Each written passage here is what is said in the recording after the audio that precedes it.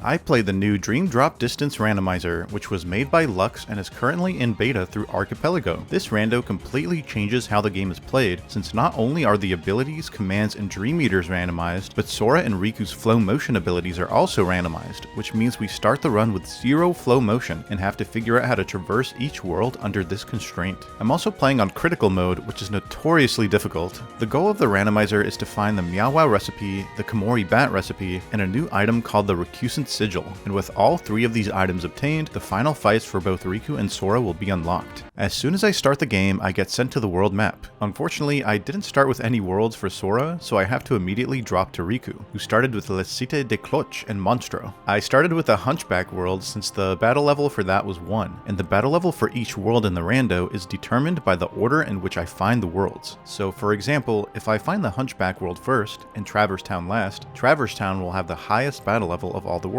This is a very nice quality of life feature to make progression as seamless as possible. Every single chest, pop-up, and level reward will be randomized until level 50, and finding these chests is going to prove troublesome since these worlds are gigantic and my brain is small. Immediately I found Firaga and Thundaga in the first couple chests, and I'm going to be prioritizing magic commands for the most part since they do lots of damage. Keyblade stats are also randomized, and unfortunately the way to the dawn is not very good. Also, the drop meter is completely gone, meaning I can choose to drop whenever I want, with a few exceptions throughout the story where it'll force me to drop. As you can see, you die really quickly in critical mode. Even though I don't have flow motion yet, I can still use reality shifts in some places to reach areas that you normally can't jump up to. In the church, I found the Meowjesty recipe, and the way that recipes work is that once you find a Dream Eater recipe, you can immediately add that Dream Eater to your party. However, all of these Dream Eaters will be F tier, meaning that their stats are really bad. Still, I can utilize these Dream Eaters ability links to get some extra abilities which are not randomized. Meowjesty is useful since he comes with Cure, but I didn't realize this until much later. Soon, I ended up finding my first Balloonra command, and this command is extremely broken since it does neutral damage and isn't tied to a specific magical element. This command is very good for dealing lots of damage and staggering bosses, but for mob fights, I'll be prioritizing more AoE type moves like Thundaga, which has a much wider range and comes out more quickly. Also, look at this cool movement.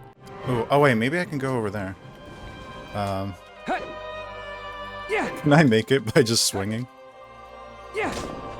Yo, the movement tech? After the chase from Wargoyle, I ended up getting the Guardian Bell Keyblade, which will be Riku's best Keyblade throughout most of this randomizer, since it comes with a whopping 9 magic, making my magic commands much stronger. Since I was only level 5 and knew that fighting Wargoyle was going to be a pain in the butt, I decided to leave the world for now and explore Monstro. Oh wow.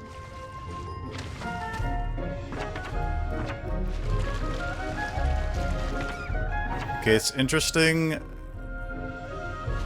that I have to do this. It's weird. It's interesting that these areas are like, I don't know, this game is built in a way where you don't necessarily need flow motion, which is really interesting. I wonder if they were planning to like take it away from you at some point. Let me put on Sliding Dash. If I had Pole Spin and Air Slide, I could get over there. I think I can still get there with Sliding Dash, so. Nice. Yeah, as my chat and I learned, Monstro is actually super well designed in terms of level design, as you can get pretty much everywhere without needing a single flow motion ability. Normally, most people would just bounce up these walls to cheese the platforming, but the devs put in the time to add some alternative ways to reach areas, probably for accessibility reasons, and that's really cool in my opinion. Oh wait, I can use the reality shift here. This one's like really strong, I think. Oh, and then I think I can make it across here. Wait, that's like so based. Can I make it over there, I wonder? I definitely can't reach that with Sliding Dash. That's way too far.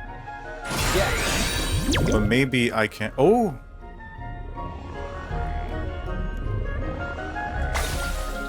No, dude. Let's see. Oh, no, that's definitely too low. Maybe I can go immediately into a reality shift here. Oh, I tried. Wait, if I jump on it first and then use the reality shift, I don't know, that doesn't make a difference.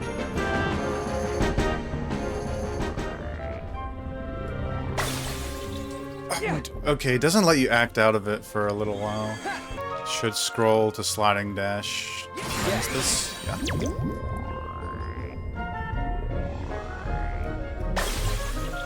Yeah, it doesn't let you act out of that for a little while. So, I spent like 5 minutes going for that chest, and it turns out I could have just pressed the jump button to jump off of the bubble and land on the platform. Anywho, you can also walk across these thin rails, but it's very difficult since there's no option for manual camera control in this game, and my Dream Eaters can also spawn next to me and push me off, so that's fun. Come on.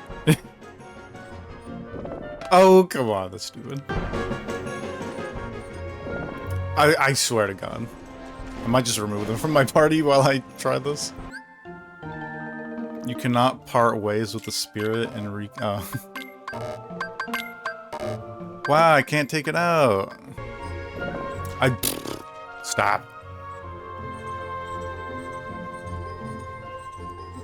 There we go. Oh my God. I gotta cross to this area. Nice. Okay. Type. Yeah. Oh, I found the Rikusen sigil. Nice. That's 1 out of 3 things we need. Oh. Right. Again, I find it fascinating how this is built to be doable without flow motion. Because flow motion, like, trivializes all of this. Ooh, Riku's Traverse Town. Okay, okay. Traverse Town was the 3rd world that I found, and upon reaching level 12, I found the Ryu Dragon recipe, which I know comes with Super Glide for Sora, so that's going to make his side of the rando much faster. I also found another Balloonra and a Balloonga. Balloonra is actually better than Balloonga in most cases, but both are very, very good commands to have. Since Ryu Dragon's Super Glide only costs 10 LP, I can quickly fight some nightmares and unlock the ability right after. Also, leveling up a Dream Eater brings that Dream Eater up to or very close to the character with the highest level. At least, that's how I think it works. Throughout Traverse Town, I decided to fight pretty much all of the enemies in my way to get some level checks, and thankfully my EXP multiplier is set to ×4, so it doesn't take forever to level grind. There was also this chest that was super far away, and after a failed attempt with double sliding dash and finding Dark Roll, I came up with a much cooler idea. Oh, there's another chest over here. Well, let's test this theory. Hey, I can fly! Yeah, so with the Rising Wing link, you can actually fly across very large gaps with Riku. And you can also gain as much height as you want by jumping in midair and then doing an attack. And as long as the link meter doesn't run out, you can theoretically reach any place by using this neat trick. Your Dream Eater's link gauge does have to be full though in order to go into Rising Wing. After that, I finally realized that Meowjesty has Cura and Curaga in its ability link, but I have to first get it to level 10 and 25 respectively. Meowjesty can also heal me in combat, so I'll be keeping him in my party for a while.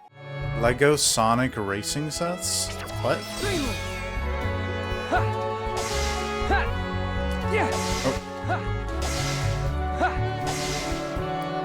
Oh, that's so cool. Please. Oh, this is so hard to control.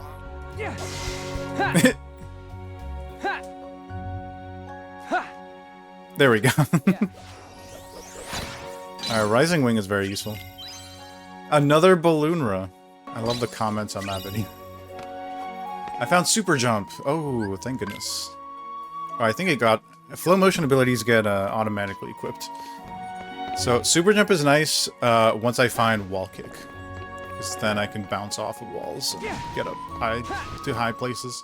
I proceeded to fight Mr. Monkey Man with a bunch of balloons and Thundaga, and went back to the world to collect the rest of the chests I was able to find, one of which had the Wall Kick flow motion ability, and coupled with Super Jump, I can now cheese all of the game's platforming. I also found Riku's Country of Musketeers, which is very interesting, and I'll explain why in a bit. Next, I went back to Clock City to fight Wargoyle. Then I went to fight Charklopster. Finally, I went to the Country of Musketeers, but poor Sora still doesn't have any worlds unlocked at this point.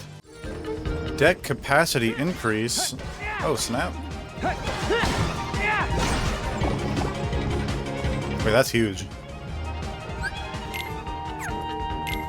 That means... Wait, what? Oh, for Sora?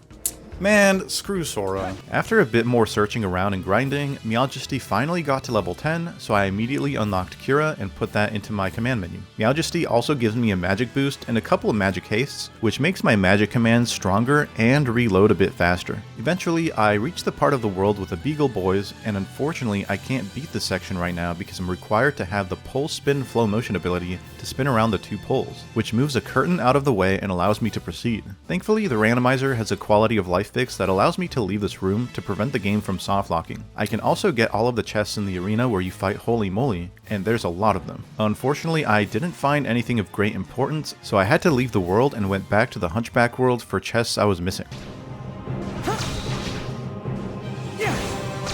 Oh, there's one.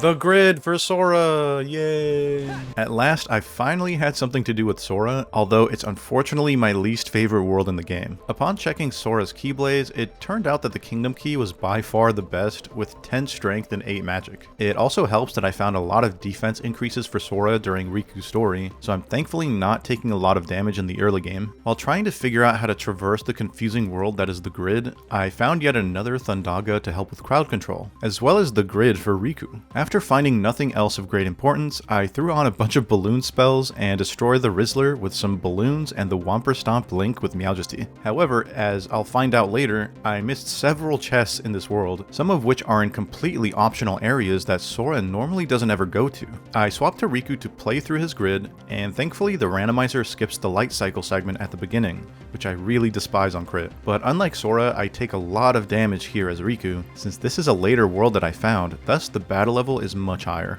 At the first forced mob fight, I found Sora's Country of Musketeers, which has some bangin' music, might I add. And then immediately after, I found Sora's Traverse Town, so now I had a lot of things to do. I continued through the grid, leveling up Riku some more, unlocking a bit of extra defense for Riku through Seraterra's ability link, finding Air Slide, Firaga Burst, and Second Chance in a chest, and finding Riku's Symphony of Sorcery. Even though I'm not a huge fan of this world, I do appreciate being able to interact with certain elements like this Recognizer to get to different areas, which really reminds me of KH1's world design in some ways.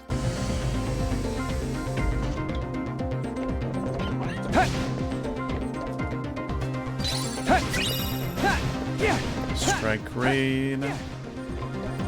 Then I should probably level grind Riku at some point, because... Oh, I got Dark Barrier.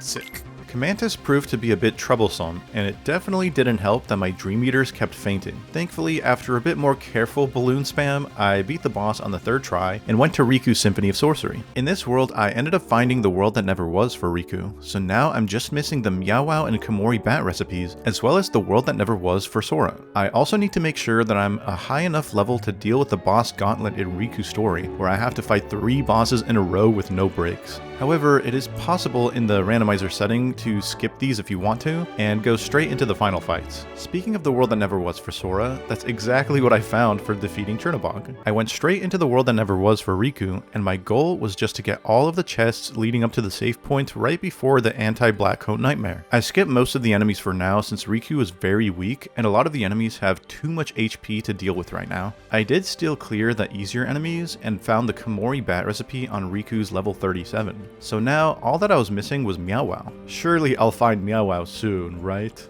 Right? This last room was very tedious to get through since you're supposed to have Rail Slide here to grind up the big pillars, but because I hadn't found it yet, I had to wall bounce many times. After reaching the save, I dropped to Sora and entered Traverse Town, and you can drop a like and subscribe if you're enjoying this video so far and are interested in watching more Kingdom Hearts or speedrunning content. Thank you. On Sora's level 10, I found the Thunder Raft recipe, which I figured would give me yet another Thundaga in the ability link. And I was right. I also learned that you can check all of the abilities that are in a Dream Eater's ability link by pressing R2 in the party menu, so I can save a lot of time by not having to enter each ability link individually. In the Fountain Plaza, I found Riku's Double Flight ability, which allows him to do a double jump, which I like using during the young Xehanort fight to avoid some damage. I also found Sora's Symphony of Sorcery, a deck capacity increase for Riku, and I put on as many Balloonras as possible along with Firaga Burst to use on Hawkmonkey. Make sure you don't blink for this one. Take this! Take this! Yeah! Take this! Perfectly balanced.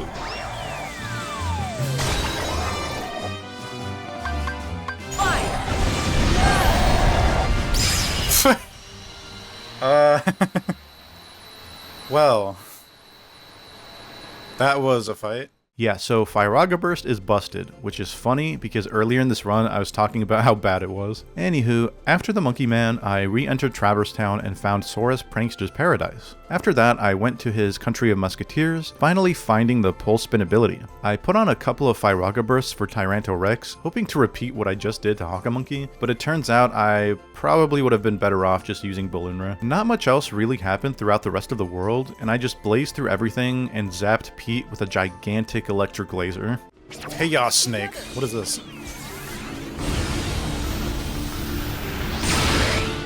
Oh. Oh!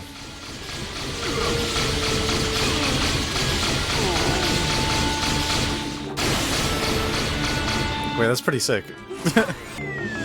Ghostbusters vibes. True. And then I got sent somewhere I'm not supposed to be.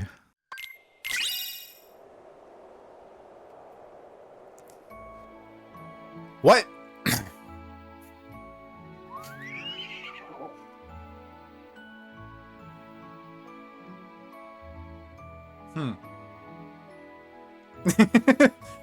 Suddenly Twilight Town? Hi, Twilight Town. What? Yeah, I saw someone else get this glitch. Yeah.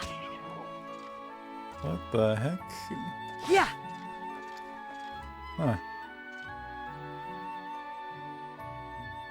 Fascinating. How much of this can I explore? Hold up.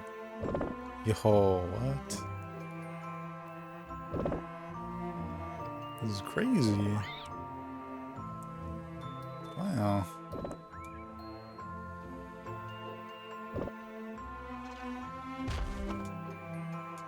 Yo, that's awesome. What? Ha! I love this. Yo, what's up, Lux? Wait, are you, you're the Lux that made this rando, right? Good to see you.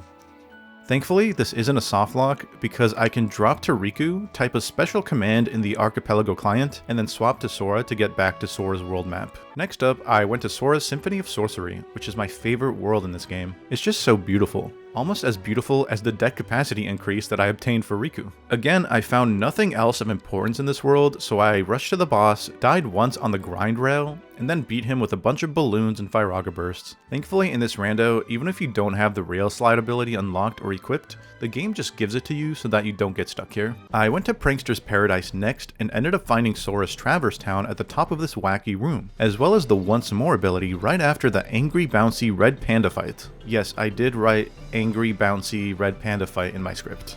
No, I don't regret it. Thanks for asking. Next, I went to Atlantica.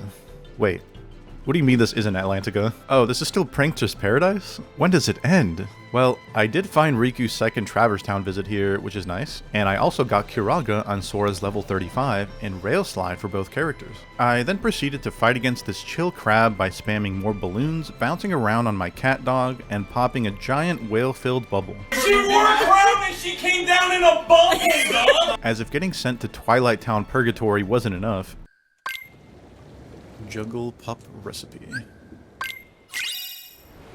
No, I don't. I actually... What? This is a new one. I am in, Ansem Study. Nice. DTD. Yeah. Lord of Darkness. Ha. Huh.